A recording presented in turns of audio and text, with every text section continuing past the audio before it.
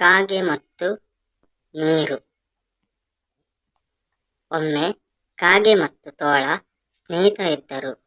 ದಿನವೂ ಇವರು ಜೊತೆಗೂಡಿ ಆಟ ಆಡುತ್ತಿದ್ದರು.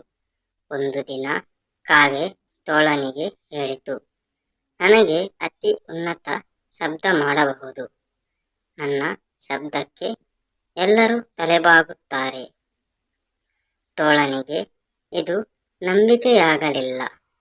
ತೋಳ ಹೇಳಿತು, ನಿನ್ನ ಶಬ್ದಕ್ಕೆ ಯಾರೂ ತಲೆಬಾಗುವುದಿಲ್ಲ. ನೀನು ಅಷ್ಟು ದೊಡ್ಡ ಶಬ್ದ ಮಾಡುವುದಿಲ್ಲ. ಆದರೆ ಕಾಗೆ ತನ್ನ ಮಾತುಗಳನ್ನು ಮುಂದುವರೆಸಿತು. ನೋಡು, ನಾನು ಎಷ್ಟು ಉನ್ನತ ಶಬ್ದ ಮಾಡುತ್ತೇನೆ. ಹೀಗೆಂದು ಕಾಗೆ ತನ್ನ ಶಬ್ದವನ್ನು ಶಕ್ತಿಯಾಗಿ ಮಾಡಿತು. ಆದರೆ ಯಾರೂ ಕಾಗೆಯ ಶಬ್ದಕ್ಕೆ ಪ್ರಾಧಾನ್ಯವನ್ನು ಕೊಡುವುದಿಲ್ಲ.